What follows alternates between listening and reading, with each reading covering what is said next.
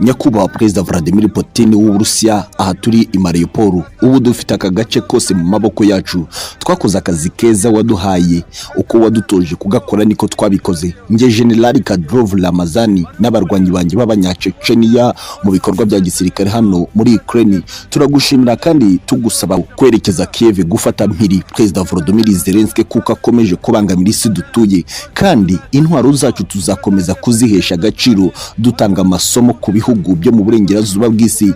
Iyo NATO turashaka kwica hagasuzugura igira icyubahiro ku Burusiya. Uyu ni umusirikare ukomeye wa Chechnya wabwira amagambo akomeye Perezida Vladimir Putin igihe bari bamaze gufata neza Mariupol, bamaze kugota uruganda rwa Azovstal rurimo abasirikare bagera ku bihumbi 7 bihishe mu myobo y'iyi nyubako, banze gusohoka kubera ubwoba bwo kwicwa n'igisirikare cy'Uburusiya.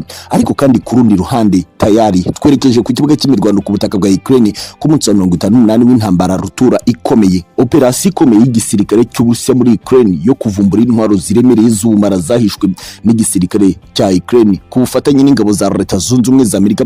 Nk'uko byatangajwe na Minisiteri y'Ingabo z'Uburusiya, hubatswe amahegitari menshi munsi y'ubutaka mu gihe cyose bari bamaze bateranya ibyo bitwaro kirimbuzi biturutse muri Leta Zunze Ubumwe za Amerika ngo byifashishwe muri iyi ntambara. Gusa amakuru aturuka i Kremlin muri Presidence y'Uburusiya kwa Perezida Putin nuko izi ntwaro z'ubumara ahubwo zigomba kuraswa mu bazizanye ku kibuga cy'imirwano cya Ukraine, akaba ari uburyo bwo kwihimura igisirikare cy'Uburusiya kigomba gukora, nk'uko amakuru aturuka mu ba hafi ya Perezida Putin babivuga. Winjiye munsi y'ubutaka bwa Ukraine ukazenguruka, ubona intwaro ziteye ubwoba z'ubumara amaso yawe atigeze abona mu buzima bwawe.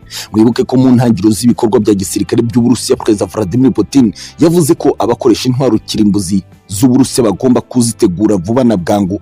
Gusa abasirikare b'Uburusiya izi ntwaro baziguyeho mu gace ka Kharkiv, kandi bikavugwa ko bahasanze inyandiko nyinshi z'abasirikare b'abakomando b'abanyamerika baziteranyaga mbere y'uko Uburusiya bwataka Ukraine ku itariki 24 z'ukwezi kwa kabiri y'umwaka. Ngo byari mu mugambi wa Ukraine na Leta Zunze Ubumwe za Amerika wo kwica abaturage b'Abarusiya bazibarasheho bakabarasira ku butaka bw'Uburusiya.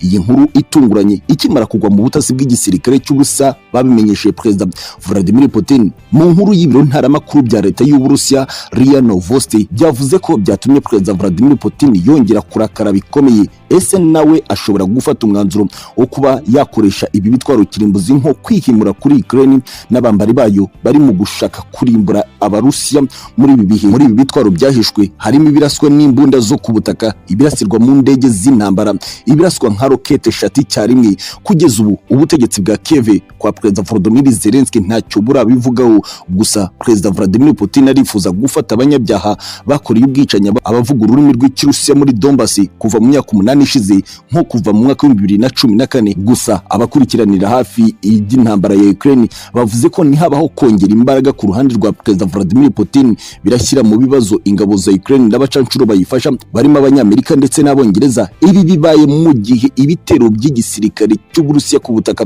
bwa Ukraine no mu kirere bikomeje kwiyongera mu mugambi wo kwihutisha intsinzi ku ruhande rwa Perezida Vladimir Putin. Mariupol yose yagoswe n'igisirikare cy'Uburusiya, hasigaye gusa 0% munsi y'ubutaka aho abihishe mu ruganda rwa Azovstal bari. Gusa ubutegetsi bwa Moscow kwa Perezida Putin bwavuze ko bwamaze gukuraho icyitwa abagendera ku matwara ya kinazi ku butaka bwa Ukraine, by'umwihariko mu majyepfo y'iki gihugu. Ni kuri page zikomeye ku mutekano, politiki na diplomasi mu rwego mpuzamahanga. Kuki abanyamerika cyangwa se umuryango wo gutabarana mu bya gisirikare bakomeje gutinya igisirikare cy'Uburusiya cya Perezida Vladimir Putin? Nibyo reka babatinye, nk'uko tubikura mu kinyamakuru Belarus Partiza cyavuze ko kuba ingabo za NATO, umuryango wo gutabarana mu bya gisirikare, zikomeje gutinya kwinjira ku mugaragaro ku butaka bwa Ukraine ari mu rwego rwo gutinya igisirikare cy'Uburusiya. Abatasi muri uyu muryango wo gutabarana mu bya gisirikare wa NATO cyangwa se OTAN bazi neza ko Uburusiya bwa Perezida Vladimir Putin bufite intwaro nyinshi kandi zihagije, zifite ubushobozi buhagije kurusha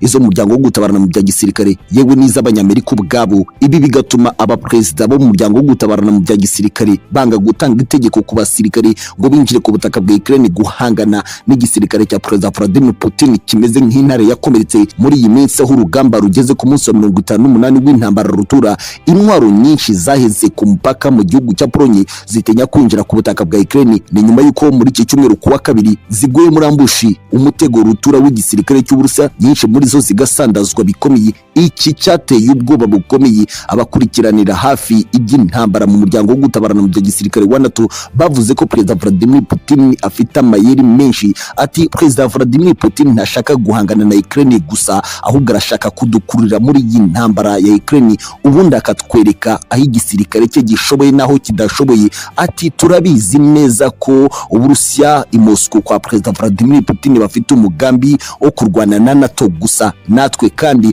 bamaze kumenya ko abacancuro bacu benshi bari ku butaka bwa Ukraine bambaye impuzankano y'igisirikare cya Ukraine. Icyo bivuze nuko imbaraga Uburusiya buri gukoresha muri iyi minsi ari uko bamaze kumenya ko turi ku kibuga cy'imirwano cya Ukraine. Ibi bikomeje gutangazwa na bamwe mu bari hafi mu muryango wo gutabarana mu gisirikare wa NATO. Bavuga ko Leta Zunze Ubumwe za Amerika, bakavuga ko ndetse n'Ubwongereza butegetswe na Minisitiri w'Intebe Boris Johnson bafite umugambi wa Leta Zunze Ubumwe za Amerika wo kunaniza Uburayi, ubukungu bw'Uburayi bukajya hasi. Ariko ku ruhande rwa Perezida Vladimir Putin ibi yabibonye kare, yavuze ko Uburusiya bugomba kwihagararaho imbere y'ikiswe baringa mu bya gisirikare umuryango wo gutabarana mu bya gisirikare koko wa NATO. Uyu Perezida Vladimir Putin awufata nk'abaringa, awufata nk'igikoresho cy'Abanyamerika bashaka gushukisha Abanyaburayi ngo bigire ndansi imbere y'igisirikare cy'Uburusiya. Gusa amakuru avikremure muri presidence ya Perezida Vladimir Putin nuko imbaraga nyinshi z'igisirikare cy'Uburusiya zose zamaze kugera ku butaka bwa Ukraine, aho ziteguye intambara rutura. Ku munsi w'ejo murazi neza inkuru